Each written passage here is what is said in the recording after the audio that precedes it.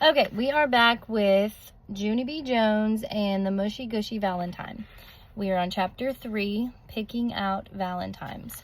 So the last chapter was 2, and Meanie Jim and Junie B got in trouble for racing with their scissors, and their scissors got put in timeout, and they didn't get to decorate the box. So here we are, chapter 3.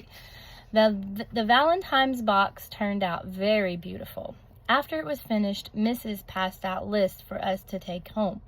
The list had the names of all the children in room 9.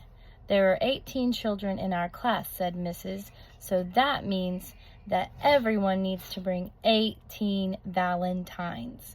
I raised my hand. Do we bring valentines for ourselves too? I asked her.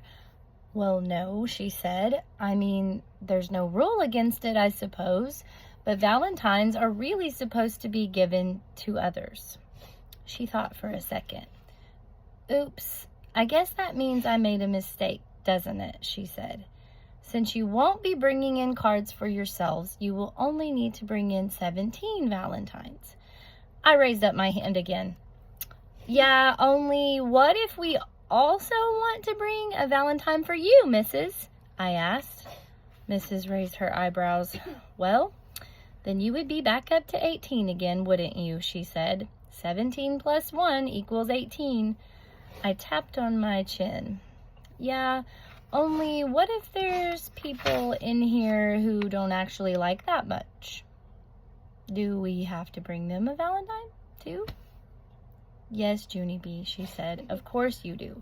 Valentine's Day is a day of friendship for everyone. So every single boy and girl in room 9 will bring a card for every other boy and girl. After Mrs. finished explaining, she sat back down at her desk. I zoomed up there and whispered in her ear. Yeah, only I know I have to bring cards to the regular boys and girls, I said real soft, but I don't have to bring cards to the big fat stinky heads, do I? All of a sudden, Mrs. throwed her arms in the air. Yes, Junie B, yes you do, she said. For the last time, you will bring a card for everyone in room 9, even the big fat stinky heads. Just then, all of room 9 looked at her, because teachers are not supposed to say big fat stinky heads, I think. Here's Mrs., and she's pretty frustrated with Junie B, because she had asked at the top, I think I read it wrong, but she said, do we have to bring them to those who we don't actually like that much? So Mrs. is getting a little bit irritated with Junie B. I'm reading to my kids, so I'm showing them their pictures too. Oh, she looks angry. Yeah, she's pretty angry. After that, Mrs. closed her eyes for a really long time. Then finally, she stood up very slow. And she went to the sink, and she took an aspirin. The next day was Saturday, and it was the funnest Saturday ever, because Daddy took me to the drugstore, and he bought me beautiful heart antennas for my head, plus also he let me pick out my very own box of valentines. After we got home, Mother helped me pick out the perfect cards for every person in room 9. First, I picked a card for my bestest friend, Lucille. It had a lovely princess on the front of it. This one, Mother, I said, I will give Lucille this one, because when she grows up, she's going to marry an expensive prince, and she is going to let me and Grace sweep her castle.